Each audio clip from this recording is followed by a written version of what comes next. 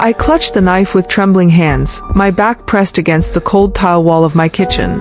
The moonlight streaming through the window cast eerie shadows on the floor, every creak and groan of the old building amplified in the oppressive silence. I could hear footsteps, deliberate and slow, coming down the stairs from the apartment above. My heart pounded in my chest, each beat a desperate reminder of my will to survive. Only a few weeks ago, this apartment had seemed like a dream come true. When I first saw the ad for the apartment, I couldn't believe my luck.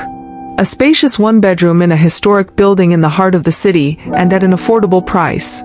I arranged a viewing immediately. The moment I stepped through the door, I was sold. High ceilings, large windows with a view of the park, and charming vintage fixtures. It was perfect. Moving day was a blur of boxes and excitement. By evening, I had most of my things unpacked and was enjoying a celebratory glass of wine. The building was quiet, almost too quiet for the bustling neighborhood it was in. I figured most of the tenants were out, or maybe the walls were just really thick. I didn't mind. After years of noisy neighbors, the silence was a welcome change. The first night was peaceful, though I woke up once, sure I'd heard footsteps upstairs. I dismissed it as my imagination. The apartment above was supposed to be vacant. The landlord had told me it had been empty for months. I drifted back to sleep, reassured by the thought of having no neighbors to disturb me. A few days passed, and I settled into a routine. Work, gym, home. Everything was perfect until the noises started. At first, it was just the occasional creak or thud, nothing out of the ordinary for an old building.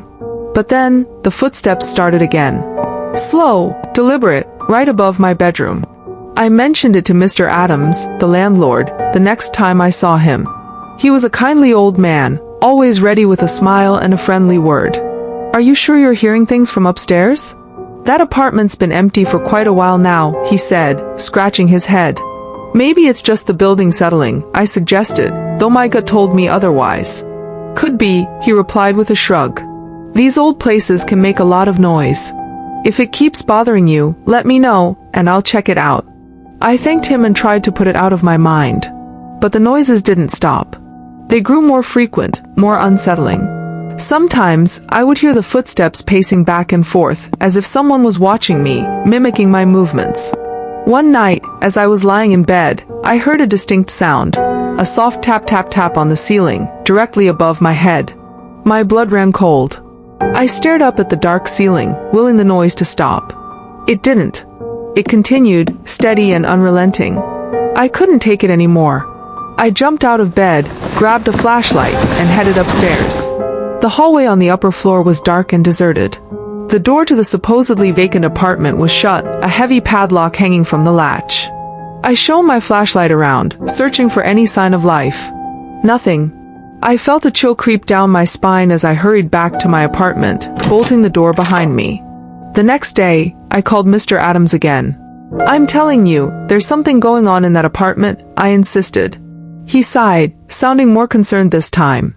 "All right, I'll come by and check it out tomorrow. Just to be sure."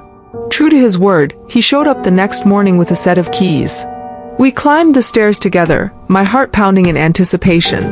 He unlocked the padlock and pushed the door open. The apartment was dark and empty, dust motes dancing in the beam of his flashlight. "See? Nothing here," he said, though his tone was more uncertain now. "Maybe it's just the building after all." But I wasn't convinced.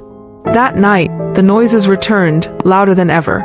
Footsteps, tapping, even a faint, chilling whisper that I couldn't quite make out. Sleep was impossible. I lay awake, clutching my blanket, every nerve on edge. Then, one night, I saw him. I was in the kitchen, making a late-night snack, when I caught a glimpse of movement out of the corner of my eye. I turned and saw a shadow flicker across the window. My heart stopped. I grabbed a knife and moved cautiously to the window, peering out into the darkness. Nothing. But when I turned back, I saw it, a face, pale and ghostly, staring at me from the window of the apartment above. I screamed and stumbled back, dropping the knife. By the time I regained my composure and looked again, the face was gone. Shaking, I called the police. They arrived quickly, but a thorough search of the building turned up nothing. They assured me it was probably just my imagination, stress from the move, perhaps. but I knew what I had seen. The next few days were a blur of anxiety and sleepless nights.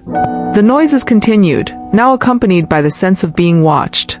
I started seeing shadows everywhere, fleeting glimpses of movement just beyond my field of vision. I was unraveling, my dream apartment turning into a nightmare. Then, one evening, I found the hidden door. I was cleaning, trying to distract myself from the oppressive feeling of dread, when I noticed a slight irregularity in the wall of my bedroom. A thin seam, almost invisible. My heart raced as I pushed on it, and to my horror, it swung open, revealing a narrow staircase leading up to the apartment above. The realization hit me like a punch to the gut. Someone had been using this secret passage to come and go, watching me from the shadows. Fear turned to a cold, burning resolve. I wasn't going to be a victim. I waited, knife in hand, for the intruder to make their move.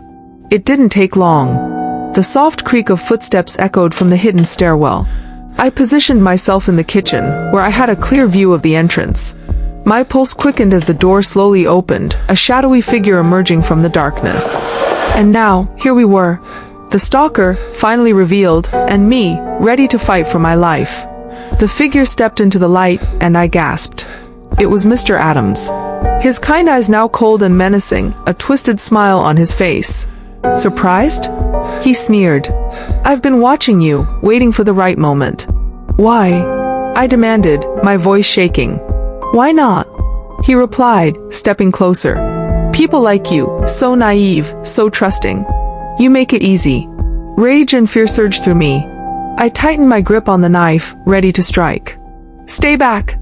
I shouted, my voice stronger now. I'll use this if I have to. He laughed, a chilling sound that echoed through the empty apartment. Do you really think you can stop me?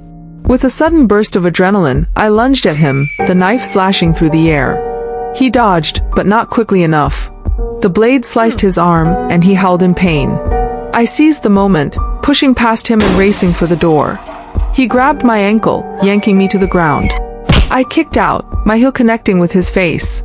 He let go with a grunt, and I scrambled to my feet, running down the stairs, out into the hallway, and finally out of the building, screaming for help. The police arrived within minutes. They found Mr. Adams in the apartment, bleeding and raving. He was arrested and taken away, but the horror of those weeks stayed with me. I moved out the next day, unable to stay another moment in that place. The dream apartment had become a prison of fear, its charm forever tainted by the terror that had lurked within. Even now, in my new home, far from that cursed building, I can't shake the feeling of being watched. Every creak, every shadow, sends a chill down my spine. The stalker may be gone, but his presence lingers, a dark stain on my soul.